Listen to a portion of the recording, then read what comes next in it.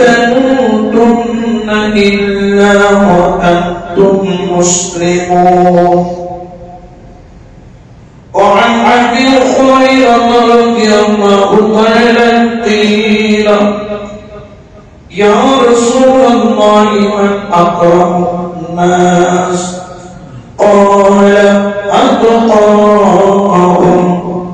صدق الله المولى العظيم وصدق رسوله النبي الحبيب الكريم، ونحن على ذلك من الشاهدين والشاكرين، والحمد لله رب العالمين.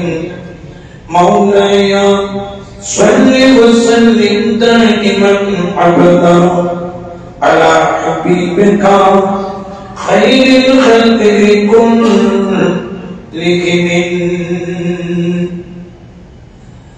আলহামদুলিল্লাহ, শুকর লিল্লাহ। আল্লাহ তাআলা মস্তক দরবারে লাখো কোটি শুকরিয়া, যিনি আমাদেরকে আজকের এই পবিত্র ইয়াউমুল জুমার দিনে মহান রব্বুল আলামিনের বন্দেগী করার উদ্দেশ্যে ঐতিহ্যবাহী সৈয়দ হাসান আলী জামে মসজিদের মধ্যে আসার বসার যে তৌফিক মেহেরবানি দান করেছেন, উচ্চ আওয়াজে বলি আলহামদুলিল্লাহ। এবং সাথে সাথে লাখো কোটি দরুদ সালাম দয়াল নবী নূরুন নবী জিন্দা নবী রাহমাতুল লিল আলামিনের দরবারে, সাথে সাথে আসহাব রাসূল খুলাফায়ে রাশিদিন পাকে পঞ্জতন হাসনাইন কারীমের দরবারে কোটি কোটি দরুদ সালামের নজরানা পেশ করে বিল খুসুস গৌসে বাগদাদ খাজা গরিব নওয়াজ গৌসুল আজম মজমুন্নার কিবলার দরবারে তাকিয়া তাজিম তসবিহ পেশ করে মাওলা করিম যদি মেহেরবানি করেন কিছুক্ষণ সময় যে আয়াতে কারিমা এবং রাসূলের পাকের যে একটি ছোট্ট একটি হাদিস শরীফ তেলাওয়াত করে তার মাথা হাতে আলোচনা করার চেষ্টা করব ইনশাআল্লাহ আল্লাহ তাবারক ওয়া তাআলা। আমি আজকের আলোচনার বিষয় হলো তাকওয়া।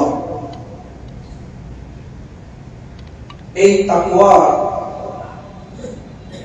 এটা এমন একটি বিষয় যে তাকওয়া মানুষের অন্তরের মধ্যে না থাকলে মানুষ কখনো আল্লাহ পর্যন্ত পৌঁছতে পারে না। এই তাকওয়া এমন একটা জিনিস যে তাকওয়া মানুষের অন্তরের মধ্যে থাকলে আল্লাহ পাক রব্বুল আলামিন ওই ব্যক্তিকে অবশ্যই অবশ্যই কিয়ামতের ময়দানে অবশ্যই অবশ্যই তার প্রতি দয়া করবেন। আগে হোক পরে হোক অবশ্যই তার তকদীরে নসিবের মধ্যে জান্নাত দান করবেন। সুবহানাল্লাহ। তো এই জন্য তাকওয়া সম্পর্কে যদি আমরা না বুঝি, তাকওয়া সম্পর্কে যদি আমরা না জানি, তাহলে দেখা যাবে যে আমরা যারা মূলত আল্লাহকে পাওয়ার আকাঙ্ক্ষা রাখি, আমাদের জীবনটা অতিবাহিত হয়ে যায়, কিন্তু আমরা মুত্তাকি হতে পারি না। মাওলা আলী কাররামাল্লাহু ওয়াজহাহু তিনি চার বিষয়কে তাকওয়া বলেছেন। কয় বিষয়কে? এক নাম্বার হলো মিন খাশিয়াতিল্লাহ, আল্লাহর ভয়। কার ভয়? আল্লাহর। দুই নম্বর তিনি বলেছেন তাকওয়া বলা হয় কোরআন হাদিসের আলোকে নিজের জীবনকে পরিচালনা করা বা কোরআন হাদিস অনুযায়ী নিজের জীবনকে পরিচালনা করার নাম তাকওয়া। বলে বলে বলে সুবহানাল্লাহ। তিন নম্বর জিনিস মুত্তাকি হওয়ার জন্য সেই জিনিসটা হলো আল্লাহ যেভাবে রাখে, যে হালতে রাখে, আল্লাহ আপনাকে সুখে রাখুক দুঃখে রাখুক, আল্লাহ আপনাকে অর্থ টাকা পয়সা দিন আর না দিন, সর্বাবস্থায় আল্লাহর উপর কি রাখা? ভরসা রাখা। কয়টা গেল? চার নম্বর হলো পরকালের পুঁজি জোগাড় করা। পরকালের পুঁজি জোগাড় করা। এই চারটা মিলে একসাথে একত্রিত করলে এর নাম হচ্ছে তাকওয়া। তাহলে আমি তাকওয়ার বৈশিষ্ট্য বা তাকওয়া চারটি বিষয়কে। এক নাম্বার হচ্ছে কার ভয়? আল্লাহর ভয়। যেমন ধরেন যে ব্যক্তির কাছে আল্লাহর ভয় থাকে ওই ব্যক্তি কখনো খারাপ কাজের দিকে নিজেকে নিয়োজিত করতে পারে না। অনেক ব্যক্তি আছেন যাদের জবান আছে, চাইলে এই জবান দিয়ে সে মিথ্যা কথা বলতে কিন্তু বলে না, কার ভয়ে? অনেকের হাত আছে, এই হাত দিয়ে সে চাইলে অনেক জুলুম করতে পারে কিন্তু করে না, কার ভয়ে? এই জবান আছে, এই হাত আছে, এই চোখ আছে, এই চোখ দিয়ে সে অনেক খারাপ জিনিস দেখতে পারে কিন্তু দেখে না, কার ভয়ে? তার কাছে পাও আছে, এই পাও দিয়ে হেঁটে সে চাইলে একটা বেশ্যাবাড়িতে চাইতে পারে কিন্তু সে বেশ্যাবাড়িতে না যাইয়া মসজিদে ঢুকেছে, কার ভয়ে? আল্লাহর ভয়ে।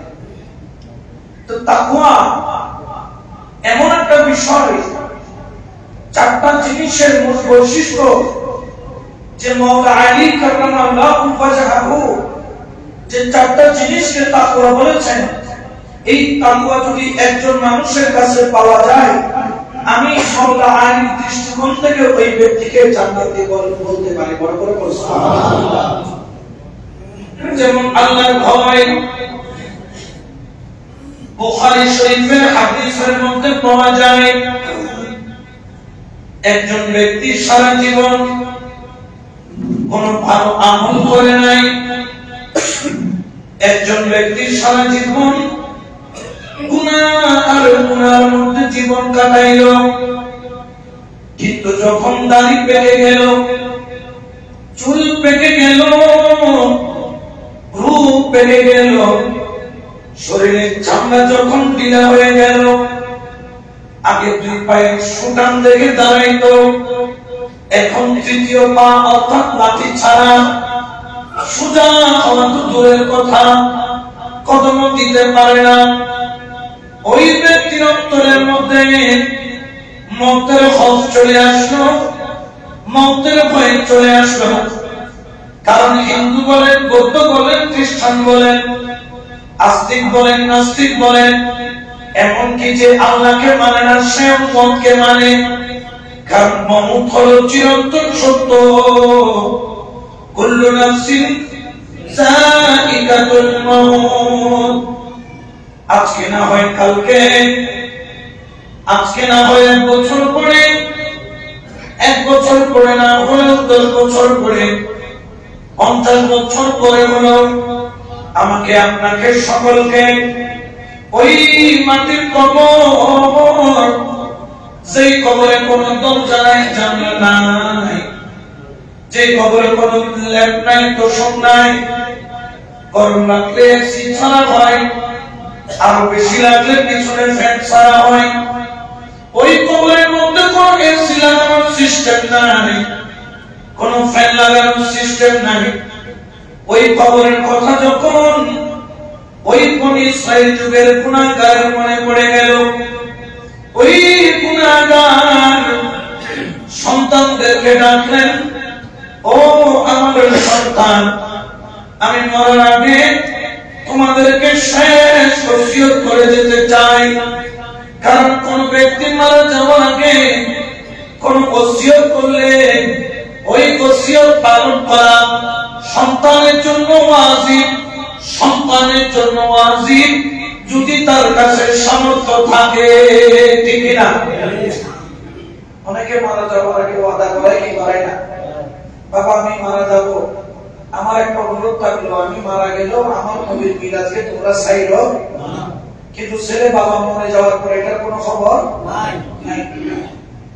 কোন ব্যক্তি মারা যাওয়ার আগে যদি কোনো ওসিয়ত করে, এই ওসিয়তটা পালন করা কি ওয়াজিব। বলেছেন বাবা ইন্তেকালের আগে আমি 2টা এতিমের ভরণ পোষণ চালাই, আমি মারা গেলে আমার পরবর্তীতে যেহেতু আমি তোমাদেরকে আমার সম্পদের মালিক বানায়া যাচ্ছি, এই 2টাই এতিমের দায়িত্ব তোমরা কি করবা, গ্রহণ। কিন্তু সন্তান পরবর্তীতে দেখা গেল এতিমের খরচ সে আর চালায়, তাহলে তার বাবার সম্পদ আছে, তৌফিক আছে, তারপরেও সে চালাইলো না, ওয়াদা পূরণ করলো না, সে ওয়াজিব তরক করলো। যদি এরকম তৌফিক তাকে যেটা পালন করার মতো যোগ্যতা রাখে, তাহলে কোন মৃত ব্যক্তি মৃত্যুর আগে কোন ওসিয়ত করলে এই ওসিয়ত পালন করাটা ওয়াজিব। বলে বলে সুবহানাল্লাহ। এখন ওই ব্যক্তি মরার আগে তার সন্তানদেরকে ডাকলেন, সবাই কোটিপতি। ধরেন কারো অবস্থা হচ্ছে এমন টাকা, সফি মিজানুর রহমানের মতো টাকা। এক ছেলে হচ্ছে গিয়ে ওই যে আপনার মঞ্জু সাহেবের মতো টাকা, আরেক ছেলে হচ্ছে আসাদুল গ্রুপের আপনার ওনার মতো টাকা। এত টাকা আপনার ফ্যামিলিতে বলার বাইরে সন্তান এসে বলছে, বাবা কি করতে হবে শুধু বলো। তুমি যদি বলো যে 1000 গরুর মেজবান দিতে, আমরা সেটাও দিব। কিন্তু বাবা বলতেছেন না, আমার ওসিয়তটা একটু ভিন্ন। খবরদার, আমার ওসিয়ত তোমাদেরকে অবশ্যই অবশ্যই পালন করতে হবে। বাবা আপনি বলেন আমরা কি করব? তখন এই মুরব্বী চোখের পানি ছেড়ে দিলেন, হু করে কান্না করা আরম্ভ করলেন। দুই চোখের পানি ছেড়ে ওই বনি ইসরাইল যুগের ওই গুনাহগার ব্যক্তি বললেন, বাবা আমি যদি মারা যাই তোমরা আমাকে কবর দিও না। আমি যদি মারা যাই তোমরা আমার জানাজা দিও না। আমি যেই দিন মারা যাব কতগুলো বনের লাকড়ি জোগাড় করবা, লাকড়ির মধ্যে আগুন জ্বালাইয়া আমার দেহটারে পুড়াইয়া ফেলবা। যে ছাইগুলা থাকবে সোজা পাহাড়ের উপরে চলে যাবে। দক্ষিণা বাতাস যখন মারবে ওই বাতাসের সাথে ছাইগুলা সাগরের মধ্যে উড়াইয়া দিবে। বড় করে বলেন নাউজুবিল্লাহ। ইনি ওসিয়ত করতেছেন কি করে ফেলার জন্য। এখন সন্তান কান্না করতেছে, বাবা এটা কি ওসিয়ত, এটা আমাদের দ্বারা পালন করা সম্ভব। বাবা বলছেন তোমরা ওয়াদা করেছো আমার ওসিয়ত কি করবা, আমার ওসিয়ত তোমাদেরকে পালন করতে হবে। এই বলে ওই ব্যক্তি ওই জায়গায় ইন্তেকাল করলেন বা মারা গেলেন। এখন বাবার ওসিয়ত অনুযায়ী সন্তান তাকে জ্বালিয়ে দিল, ছাইগুলা নিয়ে পাহাড়ের মধ্যে উড়িয়ে দিল।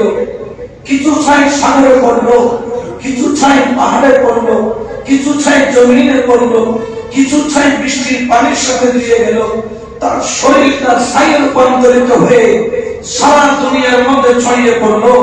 আল্লাহ জিবরাইলকে ডাক দিয়ে বলেন, জিবরাইল আমার বান্দা মনে হয় মনে করেছে যে ছাই হয়ে গেলে আমি তাকে ছাই থেকে আবার তুলতে, সে মনে হয় সেটা মনে করেছে।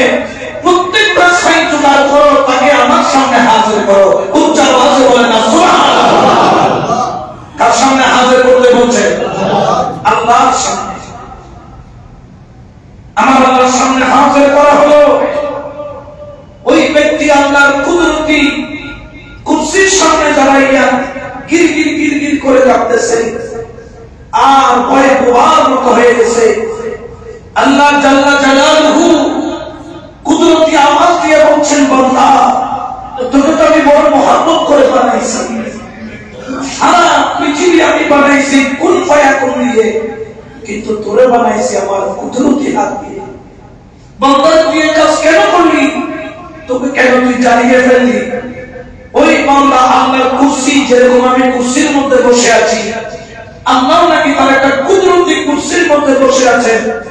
আল্লাহর কুদরতি কুরসির পায়া ধরে ওই বান্দা ভূ করে কেঁদে দিয়ে বলেন, মাওলা মিন খাশিয়াতিল্লাহ, ও মাওলা তোর ভয়, মাওলা রে তোর ভয়। জীবনে কোনো ভালো আমল করি নাই, নেক আমল করি নাই, নামাজ পড়ি নাই, তোকে ডাকি নাই, তোর জমিনে থাকছি, তোর দেওয়া রিজিক খাইছি, তোর দেওয়া জমিনে দস্তবায়া চলছি, তোর দেওয়া জমিনের মধ্যে তেজার করছি, তোর দেওয়া সূর্যের আলো নিয়ে আমি আমার শরীরকে চাকা করছি, তোর দেওয়া অক্সিজেন আমি টেনে টেনে নাক দিয়ে টানছি। মাওলা আমি তো কিছুই করতে পারি নাই, আমি কি নিয়ে তোমার সামনে দাঁড়াবো মাওলা? ও মাওলা তোর ভয়, তোর ভয়, তোর ভয় মিন খাশিয়াতিল্লাহ, মাওলা রে তোর ভয় আমি আমাকে জ্বালায়া পুড়ায়া আন্ধার করে ফেলছি। এই বলে টপ করে দুইটা পানি ফোঁটা আল্লাহর কুদরতি চেয়ারের পায়ের মধ্যে পড়লো। আল্লাহ বলেন ফেরেশতা তার এই দুই চোখের পানিগুলাকে নেকির পাল্লার মধ্যে তুলে দাও। আল্লাহ হুকুম করে দিলেন, জিবরাইল তুলে দিলেন। দেখতেছে তার সারা জীবনের গুনাহ চাইতো ওই দুই ফোঁটা চোখের পানির মর্যাদা এত বেশি, একটু আগে জাহান্নামে ছিল এখন জান্নাতি হয়ে গেল। মিন খাশিয়াতিল্লাহ, আল্লাহর ভয়, আল্লাহর প্রেম, আল্লাহর মহব্বত। এই আল্লাহর ভয় যদি মানুষের মধ্যে থাকে সেটা কোনো কাজে খাইতে পারে না, কারণ সে জবান দিয়ে কাকে ডাকে? সেই জবান দিয়ে আল্লাহকে ডাকে, সেই জবান দিয়ে মদ পান করতে পারে না। যে জবান দিয়ে আল্লাহকে ডাকে সেই জবান দিয়ে সে কখনো গালি দিতে পারে না। সেই জবান দিয়ে আল্লাহকে ডাকে সেই জবান দিয়ে কখনো তার মুখ দিয়ে নোংরা ভাষা বের হতে পারে না। মিন খাশিয়াতিল্লাহ, আল্লাহর ভয়, আল্লাহর ভয়। আমারও জবান আছে কিন্তু আমি গালি দেই না, কারণ আমার গালি দেওয়ার মতো যোগ্যতা আছে, ক্ষমতা আছে, তাকত আছে। কেউ এসে বলবে যে গালি কেন দিছো, সেটার সামনে বলার লোক নাই। তারপর কি না, একমাত্র কার ভয়? আল্লাহর ভয়। মিন খাশিয়াতিল্লাহ। আপনার হাত আছে, দেখতেছেন না ভাইয়ের চোখটা কি করে ফেলেছে, আঙ্গুলি উঠে ফেলছে, কিন্তু এরকম ভাই অনেক আছে জুলুম নির্যাতনের শিকার হচ্ছে, কিন্তু ভাই ভাইয়ের উপর কোনো আঘাত করে। মিন খাশিয়াতিল্লাহ, কার ভয়? আল্লাহর ভয়। আজকে আলোচনা দুই ভাগে হবে। এক ভাগ হচ্ছে আমার সকল মুসল্লিদের জন্য, এক ভাগ আলোচনা হবে আমার তরুণ মুসল্লিদের জন্য। এই জন্য আল্লাহর ভয় অন্তরের মধ্যে রাখবেন। আল্লাহ বলছেন বান্দা একটা সময় আসবে তুমি অবাক হয়ে যাবে, তোমার হাত তোমার বিরুদ্ধে সাক্ষী দিবে, তোমার পাও তোমার বিরুদ্ধে সাক্ষী দিবে, তোমার চোখ তোমার বিরুদ্ধে সাক্ষী দিবে, তোমার জবান তোমার বিরুদ্ধে সাক্ষী দিবে, তোমার নিঃশ্বাস তোমার বিরুদ্ধে সাক্ষী দিবে, তোমার জিহ্বা তোমার বিরুদ্ধে সাক্ষী দিবে। তুমি বলবে এই হাত তুই তো আমার বিপরীত কেন বলিস? হাত বলবে ছিলাম তোমার, আজকে আমি তোমার, আমি কার? আল্লাহ। এই জন্য আল্লাহ পবিত্র কোরআনে বলেন, ইয়া আইয়ুহাল্লাযীনা আমানু তাকুল্লাহা হাক্কা তুকাতিহি ওয়া লা তামুতুন্না ইল্লা ওয়া আনতুম মুসলিমুন। হে ইমানদারগণ, তোমরা আল্লাহকে ভয় করো। ইয়া আইয়ুহাল্লাযীনা আমানু তাকুল্লাহা, তোমরা তাকওয়া অর্জন করো। হাক্কা তুকাতিহি, যেই রকম তাকওয়াবান হওয়ার দরকার, যেই রকম তাকওয়াবান হলে আল্লাহ তোমাকে পছন্দ করেন, ওই রকম তুমি তাকওয়াবান হয়ে যাও। ওয়ালা তামুতুন্না, তুমি মৃত্যুবরণ করিও না, ইল্লা ওয়া আনতুম মুসলিমুন, যতক্ষণ তুমি প্রকৃত মুসলমান হতে পারো নাই, প্রকৃত ঈমানদার হতে পারো নাই। প্রকৃত মুসলমান তারা যার জবান দিয়ে অন্যকে আঘাত করে না, যার হাত দিয়ে অন্যকে আঘাত করে না, তাকে বলা হয় মুসলমান। মুসলমান কাকে বলা হয়? আত্মসমর্পণকারী। কোন আত্মসমর্পণকারী? যে আল্লাহর সামনে নিজেকে বিলিয়ে দেয়, আল্লাহর সামনে নিজেকে কুরবান করে দেয়। এই জন্য জেনে রাখো, আমার রাসূলের একজন সাহাবী ছিলেন, যেই সাহাবীর নাম হলো হযরত সাআলাবা রাদিয়াল্লাহু তাআলা। আমার রাসূল তাকে এত ভালোবাসতেন যে কিনা আমার রাসূলের পাকের একজন মুখবির ছিলেন, রাষ্ট্রীয় দূত ছিলেন, অর্থাৎ তিনি রাষ্ট্রীয় চিঠি এক জায়গা থেকে আরেক জায়গার মধ্যে আদান প্রদান করতেন। বলে বলেন সুবহানাল্লাহ। ও যুবক, হযরত সাআলাবা রাদিয়াল্লাহু তাআলা বয়স এক রাওয়ায়াতের মধ্যে আছে 16, আরেক রাওয়ায়াতের মধ্যে আছে 17। 16 বছরের যুবক, 17 বছরের যুবক, যে আমার রাসূলের পাকের রাষ্ট্রীয়ভাবে দয়াল নবী রাহমাতুল লিল আলামিনের যিনি এত কাছে হয়েছেন, এতটুকু বিশ্বাস করতেন আমার নবী, যাকে তিনি নিজের বান্দা বাহক বানিয়েছিলেন, গোপন চিঠি আদান প্রদান করতেন। আর আমার কামলিওয়ালা নবী একদিন ওনাকে একটা চিঠি দিলেন, এই সালাবা যাও যাও যাও, অমুক জায়গায় আমার একজন অমুক ব্যক্তি আছে, তাকে চিঠিখানা পৌঁছে দিয়ে আসো। সুবহানাল্লাহ। তিনি দেরি করলেন না। আধা বেলার পর যাইতে লাগে আধা বেলা, আসতে লাগে আধা বেলা, তিনি দেরি করলেন না। ঘোড়ার উপর উঠলেন, চিঠিটা ঘোষের মধ্যে নিলেন, নিয়ে সোজা রওনা হলেন।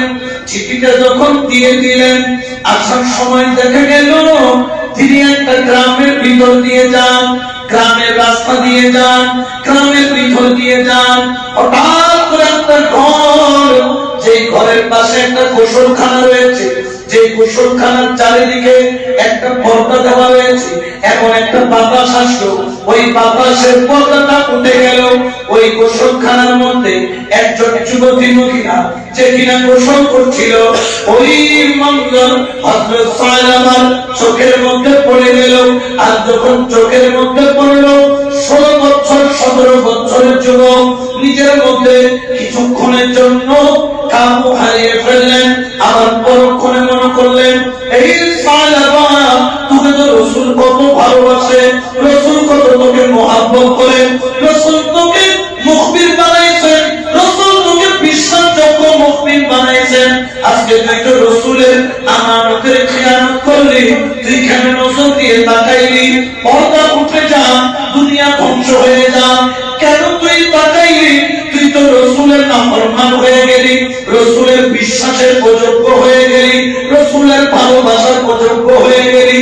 এই বলে তিনি আর রাসূলের দরবারে গেলেন না, এক জঙ্গলের দিক দিয়ে হাঁটা আরম্ভ করলেন। পাহাড়ের মধ্যে যাইয়া মাওলার দরবারে সিজদায় পড়ে কাঁদে, শুধু দুই চোখের পানি ছাড়ে, আর নিজের ভুলের জন্য অনুশোচনা অনুশোচনা অনুশোচনা করা আরম্ভ করে। ও যুবক, তোমার হাতে একটা অ্যান্ড্রয়েড ফোন আছে, এই ফোনটা তুমি চাইলে ভালো কাজে ব্যবহার করতে পারো, আবার চাইলে খারাপ কাজে ব্যবহার করতে পারো। তুমি ভুলবশত খারাপ রাস্তায় চলে গেছো, কিন্তু তোমার মধ্যে যদি কোরআন এবং সুন্নাহর জ্ঞান থাকে, তোমার মধ্যে যদি হক হালালের জ্ঞান থাকে, মিন খাশিয়াতিল্লাহ থাকে, আজকের আলোচনা শোনার পরে তুমি আল্লাহর দরবারে খালেস নিয়তে এমন তওবা করবা। আমার হযরত সালামা আল্লাহর দরবারে কান্না করা আরম্ভ করলেন। এমন কান্না একদিন নয়, 2 দিন নয়, 3 দিন নয়, 40 দিন পার হয়ে গেল। সে আর জঙ্গল থেকে নবীর দরবারে আসে না, শুধু কান্দে আর কান্দে, চোখের পানি ছাড়ে, আর আল্লাহর দরবারে ফরিয়াদ করে, আল্লাহ, রাসূল আমাকে এত ভালোবাসতো, মনে হয় তুমি আয়াত নাযিল করে দিয়েছো, আমি ভুল করেছি, আমার ভুলটা মনে হয় জানিয়ে দিয়েছো।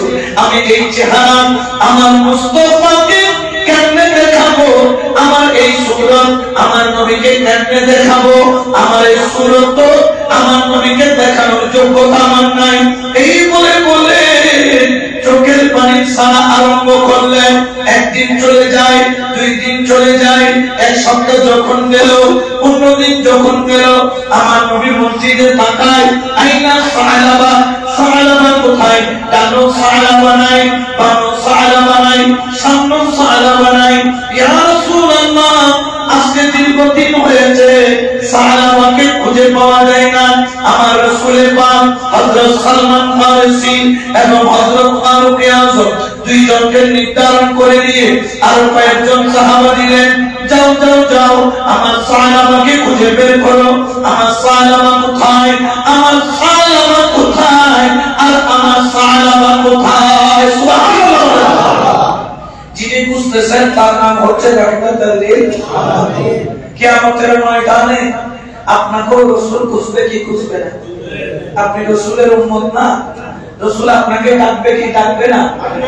আইনা উম্মতি, কোথায় আমার উম্মত বলে ডাকবে? কি চেহারা সেই দিন আপনি আপনার রাসূলকে দেখাবেন। কর্ম করিয়ে আপনি আপনার রাসূলের সামনে দাঁড়াবেন। ও মুমিন বান্দা, আজকে যদি তোর চোখের পানি না ঝরে, আজকে যদি তোমার ভুল তুমি বুঝতে না পারো, আজকে যদি তুমি মাওলার কাছে তওবা না করো, এই মসজিদ থেকে জান নিয়ে ঘরে যাবা তার কোনো গ্যারান্টি নাই। এখান থেকে হায়াত নিয়ে যাবা, গ্যারান্টি নাই। কত জনের মৌত দেখেছি ইউটিউব ফেসবুকের মধ্যে, সিজদায় পড়েছে, সবাই সিজদা থেকে উঠেছে, কিন্তু যুবক সিজদা থেকে ওঠে না। কতজন সিজদা দিয়েছে, কতজন সিজদা থেকে ওঠে, ওই মুরব্বী সিজদা থেকে ওঠে না, কাঁদতেছেন। ইমামকেও সিজদার মধ্যে ইন্তেকাল হইতে ভিডিও দেখেছি, মুসল্লিকেও সিজদার মধ্যে ইন্তেকাল হইতে ভিডিওতে দেখেছি। আজকে কি তোমার তওবা করার সময় হয় নাই? আজকে কি তোমার পরিবর্তন হওয়ার সময় হয় নাই? আজকে নিজেকে আল্লাহর রাস্তায় আনার সময় হয় নাই? তুমি কি জানো না তুমি কোন মওলার ইবাদত করো, যিনি মিন হাবিল বলি তোমার শাহিদের চাইতেও কাছে? তুমি কি জানো না আইনামা তাওয়াল্লু ফাসাল্লু ওয়াজহুল্লাহ, যেদিকেই তাকাও সেদিকে তোমার মাওলা তোমাকে দেখতেছে। তুমি ভুল করেছো, মাওলা বলে ও আমার বান্দা, আমি কখন খুশি হই যখন আমার বান্দা ভুল করে ফেলেছে, অজান্তে শয়তানের ওয়াসওয়াসার মধ্যে পড়ে, কিন্তু যখন সে খালেস নিয়তে আমি আল্লাহর কাছে ওয়াতুবু ইলাল্লাহি জামিআন একত্রিত হয়ে তওবা করে চোখের পানি জমিনে পড়ে আমি ক্ষমা করি তারও আগে। উচ্চ আওয়াজে বলে সুবহানাল্লাহ। হযরত সাহাবার কোন খবর? ফারুক আযম সালমান ফারসি সাহাবাকে খুঁজতেছেন, মাঠের বন্দরে খুঁজতে খুঁজতে খুঁজতে খুঁজতে হয়রান। প্রায় 40 দিন চলে গেছে, সাহাবার কোনো খবর নাই। আমার হযরত সাহাবা রাদিয়াল্লাহু তাআলা তাকে খোঁজার জন্য সালমান ফারসি ফারুক আযম চাইতে চাইতে জঙ্গলের রাস্তা দিয়ে গেল। চাই একজন রাখালকে পাইলেন। পরে রাখাল, আমার সাহাবাকে তোমরা দেখেছো? রাখাল বলেন কোন সাহাবা? বলে দেখতে এমন, লম্বা এমন, গঠনটা এমন, সুন্দর এমন, আজকে এতদিন যাবত পাওয়া যায় না। দেখে রাখালের চোখ দিয়ে বাইয়া বাইয়া পানি পড়তেছে। রাখালকে বললেন তুমি কেন কাঁদো? রাখাল বলে জানি না আমি সাহাবা কিনা, কিন্তু আজকে 40 দিন হয়ে গেল একটা যুবক এই পাহাড়ের উপরে সিজদায় করে শুধু কাঁদে, চোখের পানি ছাড়ে, দুই চোখের পানি ছেড়ে শুধু কাঁদে। কি জানি মাওলার কাছে ক্ষমা চাই, খালি বারবার বলে আমি তো পাপী হয়ে গেলাম, আমি গুনাহগার হয়ে গেলাম, এই মুখ কেমনে আমি আমার রাসূলকে দেখাবো? সন্ধ্যাবেলায় একবার নামে আমার বড় মায়া হয়, আমি বকরি থেকে দুধ দহন করে এক বাটি দুধ দেয়, দুধগুলা যখন পান করে দুধের ফোঁটার চাইতেও চোখের পানির ফোঁটা বেশি পড়ে, দুধের পানিটা চোখের পানি দ্বারা ভরপুর হয়ে যায়। উচ্চ আওয়াজে বলেন সুবহানাল্লাহ। এগুলা এই বর্তমানের গুনাহ যেগুলো আমরা করছি তার তুলনায় এই গুনাহগুলা কোন গুনাহ জোরে বলে না গুনাহ, কিন্তু কাঁদতেছেন কার ভয়ে? জোরে বলে না কার ভয়ে? ওরা রাসূলের সাহাবী ছিল, আমরা রাসূলের সাহাবী হতে পারি নাই, কিন্তু আমরা রাসূলের উম্মত হয়েছি। রাসূলের কি হয়েছে? উম্মত হয়েছে। আমাদের ওই বিচার হবে কি হবে না? হবে, কিয়ামতের ময়দানে হবে। তুমি মনে করছো তোমার যৌবন সারা জীবন থাকবে, একদিন তুমি ঝুঁকে পড়বা। তুমি মনে করছো তোমার ক্ষমতা, তোমার পাওয়ার সারা জীবন থাকবে, এই ক্ষমতায় পাওয়ার চলবে না। ডাক্তার বলবে পৃথিবীর কোন মেডিসিন তোমাকে আর ভালো করতে পারবে না। তোমাকে যদি এখান থেকে মাউন্ট এলিজাবেথ হাসপাতালে নিয়ে যায়, মৌতের দাওয়া যখন চলে আসবে, মৌতের দাওয়া যেদিন চলে আসবে, ওই দিন পৃথিবীর কোন ঔষধ তোমাকে, আমাকে, কাউকে এই দুনিয়ার মধ্যে থাকতে দিবে না। আমি আপনি সকলেই দুনিয়া থেকে চলে যাব। হযরত ফারুক আযম বললেন আমরা পাহাড়ে যাব না, গেলে আমাদেরকে দেখে হয়তো সে চলে যেতে পারে। যখন নামবে দুধ পান করা শেষ হবে, আমরা তাকে ধরবো। যখন আসলো দুধ পান করলো, হযরত ফারুক আযম সালমান ফারসির সামনে আসলেন। দেখে লজ্জায় ওই মুখ লুকিয়ে হযরত সাহাবা রাদিয়াল্লাহু তাআলা জঙ্গলের দিকে দৌড় মারে। সালমান ফারসি জড়াই ধরে বলে, তুমি এরকম করছো কেন? বলছে, আমাকে ধরিও না, আমার মাথার তালু থেকে পায়ের তালু পর্যন্ত গুনাহ, আমি গুনার সাগরের মধ্যে হাবুডুবু খাচ্ছি, আমি রাসূলের আমানতের খিয়ানতদারি করতে পারি নাই, আমানতদারি করতে পারি নাই, খিয়ানত করেছি রাসূলের আমানতের, আমাকে ছেড়ে দাও, আমাকে ছেড়ে দাও। বারবার যখন বলেন ফারুক আযম ধরে রাখলেন, কি হয়েছে বলো? কিন্তু ওই আশেক বলেন, সাহাবা রাদিয়াল্লাহু তাআলা বলেন, ও ফারুক আযম বলো বলো বলো, জিবরাইল আলাইহিস সালাম আমার জন্য কোন আয়াত নাযিল করছে কিনা বলো, আল্লাহ কোন আয়াত নাযিল করছে কিনা বলো, আমার ব্যাপারে কোন ফতোয়া আছে কিনা বলো। এই যখন বললো তখন বললেন না না, তখন বললেন কেন আসলো না? বলে চলো রাসূলের দরবারে যাই। কিন্তু সাহাবা বলেন, আমি আমার জান চলে যেতে পারে, এই চেহারা মুস্তাফাকে আর দেখাইতে পারবো না, আমি এত গুনাহগার, এত বড় পাপী বান্দা। কিন্তু না, সাহাবাকে ধরে রাসূলের দরবারে নিয়ে যাওয়ার জন্য করে নিলেন। আর সাহাবা প্রতি রাস্তার মধ্যে শুধু কান্দে আর কান্দে, মদিনায় ভয়ে ঢুকতে চায় না। ঘরের মধ্যে গেল, বলে চলো মসজিদে নববীতে। কিন্তু হযরত সাহাবা রাদিয়াল্লাহু তাআলা তিনি মসজিদে যাইতে ভয় পান। তিনি বলেন, আগে রাসূল একামতে দাঁড়িয়ে যান, আমি এই চোখ দিয়া আমার রাসূলের চোখের সাথে চোখ মিলাইতে পারবো না, কারণ এই চোখ দিয়া আমি যে গুনাহ করেছি, এই চোখ দিয়ে রাসূল দেখার যোগ্যতা আমি সাহাবার নাই। সুবহানাল্লাহ। এই চোখ দিয়া রাসূলের দিকে তাকানোর যোগ্যতা আমার নাই। যুবক, তোমার মোবাইলের চোখ দিয়ে তুমি কত কিছু দেখো, তোমার কি মনে হয় না হযরত সাহাবার চাইতে তোমার কঠিন পরিণতি আসতে পারে? যুবক, আজকে তোমার এই যৌবন তুমি ভুল পথে ব্যয় করতেছো। হযরত সাহাবার আদর্শের সাথে তুমি চলে আসো। যখন রাসূলের পাক নামাজে দাঁড়াইলেন, হযরত সাহাবা রাদিয়াল্লাহু তাআলা তিনি মসজিদের মধ্যে আসলেন। আর যখন নামাজে দাঁড়াইলেন, রাসূলের জবানে যখন কোরআন যখন তেলাওয়াত শোনা আরম্ভ করলেন, হযরত সাহাবা কাঁদতে কাঁদতে কাঁদতে কাঁদতে প্রথম রাকাতে বেহুশ হয়ে পড়ে গেলেন। সবাই নামাজ শেষে ধরাধরি করে ঘরে নিয়ে গেল। কিছুক্ষণ পর আমার কামলি বলেন নবী নূরুন নবী রাহমাতাল লিল আলামিন উনার ঘরে এসে তাশরীফ আনলেন। হযরত সাহাবা মুটি শুটি মেরে পাটা পটে মুস্তাফাকে দেখে খুব করে কাঁদতেছে, আর রাসূলের পাকের চেহারার দিকে তাকাইয়া কান্না করতেছে। আর মুখের কোনো আওয়াজ নাই, জবানে কোনো শব্দ নাই, নিজের কোনো ধরনের আপত্তি বিনতি নাই, শুধু তাকায়া ফেল ফেল করে মুস্তাফার দিকে তাকায় আছে। আর চোখের পানি ঝরঝর করে ছেড়ে শুধু কাঁদে আর কাঁদে। আমার রাসূল বলল, সাহাবা আয় আমার কোলে, আয় আমার কোলে মাথা রাখ। সাহাবা কেঁদে বলে, ইয়া রাসূলুল্লাহ, আমি তো আপনার বিশ্বাসের যোগ্য নই, আপনি যে বিশ্বাস দিয়ে আমাকে অন্তরে জায়গা দিয়েছেন সেই বিশ্বাস আমি রাখতে পারি নাই। সাহাবা কাঁদতেছে, 104 ডিগ্রির উপরে জ্বর, জ্বরের কারণে থরথর করে কাঁপে। রাসূলের পাকের দিকে তিনি তাকাবেন এই যোগ্যতা ওনার নাই, চোখের পানি ঝরে আর মুস্তাফার দিকে দিকে কাঁদে। আমার রাসূলের পাক বললেন, সাহাবা কাঁদলি কেন? বল কি হয়েছে বল।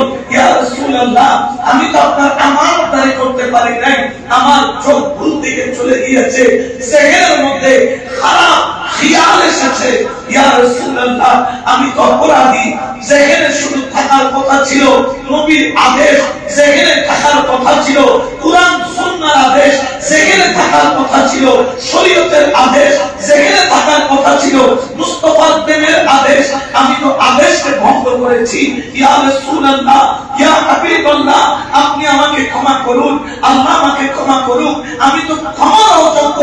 এই বলে যখন কান্দে, আমার কামলিওয়ালা নবী সাহাবাকে কোলের মধ্যে বুকে জড়াইয়া আমার নবী বললেন, সাহাবা তোর চোখের পানি এমন ভাবে পড়েছে, আমার আল্লাহ তোর জীবনের গুনাহকে মাফ করে দিয়েছে। সুবহানাল্লাহ। তোর চোখের পানি তোর গুনাহকে কি করেছে? পরিষ্কার পাক সাফ করে তোকে পরিষ্কার করে দিয়েছে। আমার কামলিওয়ালা নবী তখন বললেন, রব্বানা আতিনা ফিদ দুনিয়া হাসানাত ওয়া ফিল আখিরাতে। এই আয়াতে কারিমা আমার সাহাবাকে শোনালেন। হযরত সাহাবা এখন কেঁদেছিলেন নিঃশব্দে, এখন কাঁদতেছেন একটা ছোট বাচ্চার মতো, চিৎকার করে করে কাঁদতেছে। আমার রাসূল শান্ত করতে পারে না। রাসূলের পাক সাহাবার মাথাটা রাসূলের কোল মোবারকে রাখলেন। সুবহানাল্লাহ। কার কোল মোবারকে রাখলেন? হায় হায় হায়, ওই মাথা, ওই স্যার, যে স্যার রাসূলের কোলে, ওই স্যারের কোলে নিজের জীবন কুরবান, ওই খান যে খাটে সাহাবা বসা, ওই খান যে খাটে মুস্তাফা বসা, আমার রাসূলের কারীমের কদম মুবারক যে ঘরে পড়েছে, ওই ঘরকে লাখ সালাম, করুণ সালাম, কোটি কোটি সালাম। ওই ঘর কত দামি, যেই ঘরে মুস্তাফা কদম রেখেছে। মুমিন তরুণ ভাইরা, আজকে আসো তোমাকে একটা ঘর দেখাই, যে ঘরের মধ্যে মুস্তাফা কদম রাখবে, যেটা তোমার কাছে রয়েছে। সেই ঘরের নাম হলো হৃদয়।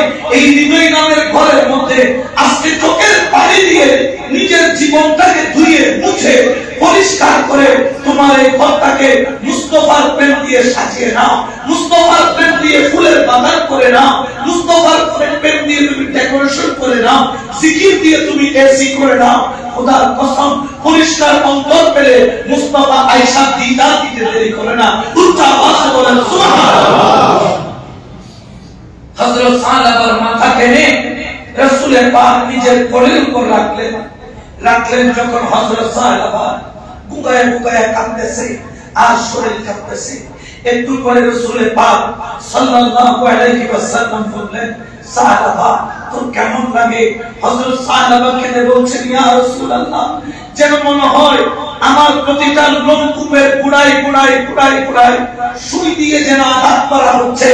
আমার প্রতিটা লোমকূপের গুড়ায় গুড়ায় যেন সুই দিয়ে একের পর এক আঘাত করতেছে।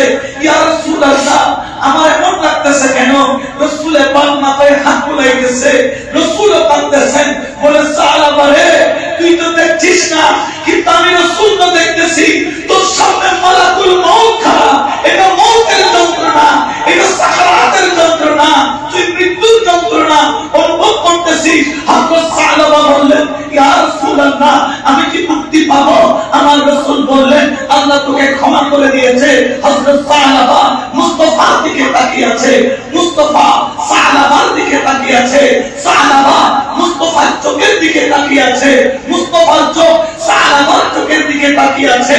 আশিক আর মাসুক এক জায়গায় বসা, আশিক মুস্তাফার বলে, মাসুক আশিককে নিয়ে আছে। ওই সময় হযরত সাহাবার জবানে চলে আসলো, লা ইলাহা ইল্লাল্লাহ মুহাম্মাদুর রাসূলুল্লাহ সাল্লাল্লাহু আলাইহি ওয়াসাল্লাম। এই কলমা পড়তে পড়তে রাসূলের পাকের কোল মুবারকে হযরত সাহাবা ইন্তেকাল করলেন। ইন্না লিল্লাহি ওয়া ইন্না ইলাইহি রাজিউন। উচ্চ আওয়াজে বলেন না সুবহানাল্লাহ। কোনটা কি বেশি বড় ছিল? কিন্তু কান্না ছিল বেশি। কারণ তারা কাকে ভয় করে? জোরে বলেন না কাকে? সে আল্লাহ ছাড়া নাই। সে আল্লাহ দরবারে চোখের পানিতে এখন কবুল হয় না। আজকে সাহাবার মতো আসেন না, আজকে সাহাবার মতো আসেন না। এখনো রাসূলের গোলামদেরকে মওতের টাইমে অনেক গোলামকে রাসূল বুকে টেনে নেয়। এরকম অনেক আল্লাহওয়ালা আছে। আল্লাহওয়ালা হওয়ার জন্য মাস্টার ডিগ্রি পাস লাগে না, কামিল পাস সার্টিফিকেট লাগে না। দুনিয়াতে এই নামাজ বলেন, এই শরীয়তের আহকামগুলোকে পরিচালনা করার জন্য আমাদের সার্টিফিকেট লাগে, কিন্তু রাসূলের প্রেমিক হতে দুনিয়ার কোনো সার্টিফিকেট জোরে বলেন না লাগে।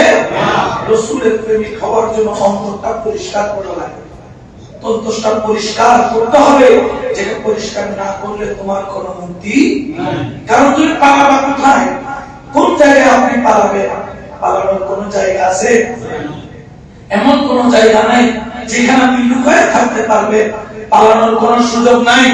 এই জন্য শায়ের বলেন, মদিনা মদিনা আসে কোন মিনের ঠিকানা, বলো না মদিনা মদিনা আসে কোনো হায় হায় দিদার চেয়ে কাঁদো তোমরা, দিদার চেয়ে কাঁদো তোমরা, হও না নবীর দিওয়ানা। মদিনা মদিনা আসে কোনো বিনের ঠিকানা, বলো না মদিনা মদিনা আসে কোনো বিনের ঠিকানা। সালাতু ইয়া রাসূল আলাইকুম। ওই সাহাবীর জানাজা যিনি পড়িয়েছেন তিনি হলেন দয়াল নবী রাহমাতাল লিল আলামিন। আমার নবী জানাজায় যখন যায়, আয় হায় হায়, নবী পাক সাল্লাল্লাহু আলাইহি ওয়াসাল্লাম পায়ের তালু জমিনে লাগাচ্ছে না, পায়ের তালু জমিনে লাগাচ্ছে না, পায়ের তালুগুলো আলগা করে আছে, আঙ্গুলের উপর ভর দিয়ে ভর দিয়ে ভর দিয়ে ভর দিয়ে রাসূলের পাক হাঁটতেছেন। সাহাবী বললেন, ইয়া রাসূলুল্লাহ, আপনি আঙ্গুলের উপর কেন ভর দিয়ে হাঁটেন? রাসূল বলছেন, সাহাবীরা, আজকে আমার সাহাবার জানাজা, এটা কোনো ছোট জানাজা নয়, এত বড় জানাজা আমি আগে কখনো দেখি নাই। আমার রাসূলের পাককে সাহাবীরা বললেন, ইয়া রাসূলুল্লাহ, আমরা তো মাত্র অল্প কয়জন, জানাজার ময়দানে মাত্র অল্প কয়েকশো মানুষ, এখানে বিশাল ময়দান, এখানে ময়দানের 10 ভাগের 1 ভাগও ভরে, এখানে তো মাত্র অল্প মানুষ। আমার রাসূল বললেন, না ওরে সাহাবারে, আমি তা দেখি তোমরা পা দেখো না, আমি কেন কদমকে জমিনের মধ্যে আমার পায়ের তালুকে কেন লাগাই না জানো? ইয়া রাসূলুল্লাহ, কেন? বলে, আমি কদম রাখার জায়গা পাচ্ছি না, কারণ আমার সাহাবার জানাজা পড়ার জন্য আল্লাহর তরফ থেকে কোটি কোটি কোটি কোটি ফেরেশতা আমার সাহাবার জানাজার মধ্যে জমায়েত হয়েছে। বলে বলে বলেন সুবহানাল্লাহ। তার জানাজা পড়ার জন্য, আমার প্রেমিকের জানাজা পড়ার জন্য, আমার আশিকের জানাজা পড়ার জন্য আল্লাহর এত ফেরেশতা জমা হয়েছে, আমি রাসূল কদম রাখতে পারছি না। এই জন্য আঙ্গুলের উপর ভর দিয়া ভর দিয়া ভর দিয়া রাখতেছি, কারণ আমার সাহাবাকে আল্লাহ তো কবুল করেছেন। আরশের মধ্যে সাহাবার আলোচনা চলেছে, সাহাবার তওবার আলোচনা আমার আল্লাহ করেছেন। ও ফেরেশতারা, আমার এই আশে, আমার এই বান্দা, আমার এই নবীর প্রেমিক কিভাবে একটা গুনার জন্য কাঁদতেছে, তুই দেখ তুই দেখ, ওই একটা গুনার জন্য এমন ভাবে কাঁদলো, আমার আল্লাহ আরশের মধ্যে ডঙ্কা পিটায় দিলেন। সব ফেরেশতা বলে, আল্লাহ যে আপনার জন্য এত প্রেমিক, যে আপনার জন্য এত পাগল, আমরা ফেরেশতারাও তার জানাজার নামাজের মধ্যে শরীক হব, আমরাও তার জানাজার নামাজ আদায় করব। বলে বলে বলেন সুবহানাল্লাহ। যার জানাজা পড়ার জন্য কোটি কোটি তো ফেরেশতা কি এখন নাই? শুধু কি সাহাবার জানাজায় আসে, আল্লাহ ওয়ালার জানাজায় আসে না? আল্লাহ ওয়ালাটা সেরকম করতে হবে। এই জন্য আজকে থেকে নিজেকে পরিবর্তন করে নেন, আজকে থেকে নিজের জীবনটাকে শুধরে নেন, আজকে থেকে নিজেকে আল্লাহর রাস্তায় রুজু করে নেন। وعن أبي هريرة رضي الله تعالى عنه قيل يا رسول الله صلى الله عليه وسلم من أقرب الناس। আমার রাসূল করিম সাল্লাল্লাহু আলাইহি ওয়াসাল্লাম কে প্রশ্ন করলেন, ইয়া রাসূলুল্লাহ, মর্যাদাবান ব্যক্তিটাকে, আকরামুন নাস, উত্তম মর্যাদার ব্যক্তিটাকে? আমার রাসূল বললেন, ক্বালা আত্তাকুম, যার মধ্যে তাকওয়া আছে। যার মধ্যে কি আছে? তাকওয়া মানে কার ভয়? জোরে বলেন না, কার ভয়? এই আল্লাহর ভয় থাকার দরকার আছে না নাই? এই জন্য সবাই মহব্বতে বলেন, আল্লাহ আল্লাহ আল্লাহু লা ইলাহা ইল্লাহু, বলো আল্লাহ আল্লাহ আল্লাহু লা ইলাহা ইল্লাহু, সুবহানাল্লাহ walhamdulillah, la ilaha illallah,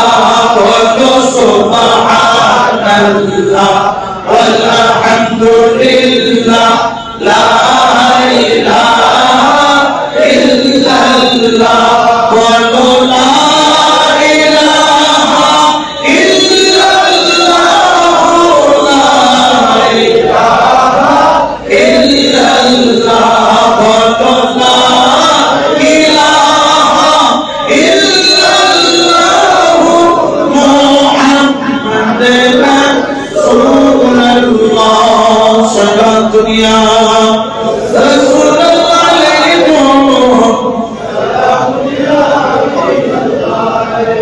আমাদের ঈমান বা তাকওয়া খোদার ভয় এটা থাকে কোথায়? অন্তরে বলেন তাকওয়া কোথায় থাকে? এইজন্য রাসূল পাক বলেছেন তাকওয়া হা গুনা। তাকওয়া কোথায়?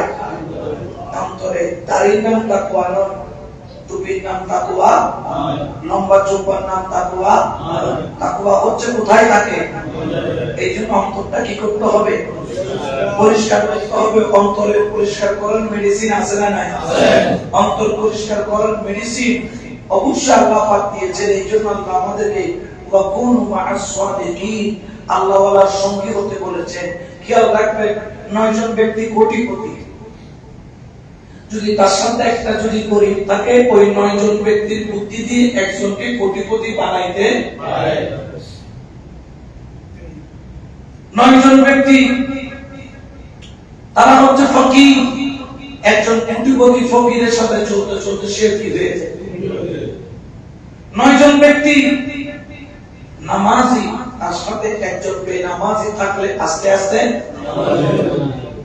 9 জন ব্যক্তি বেনামাজি, তার সাথে একজন নামাজি চললে নামাজিটা আস্তে আস্তে 9 জন ব্যক্তি গাঁজাখি, একজন ব্যক্তি গাঁজা খায় না, কিন্তু 9 জনের সাথে চলতে চলতে সে কি খায়। এই জন্য সৎসঙ্গে অসৎসঙ্গে, আমার তরুণ ভাইদেরকে বলবো, তোমরা সৎসঙ্গ নিবা। সৎসঙ্গ তোমাদের জন্য নয়, তুমি যদি মুত্তাকি হতে চাও তোমাকে বেছে বেছে খেতে হবে। হযরত কেবলার একটা কালাম আছে না, কবুতরের মতো বাছিয়া বাছিয়া খাও।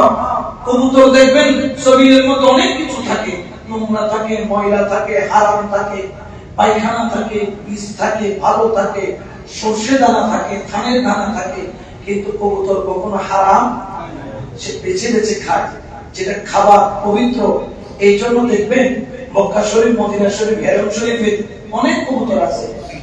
অনেক কবুতর এরা কি করে? পায়খানা করে। কি করে? কিন্তু পায়খানা করলে জায়গাটা কি হয় না?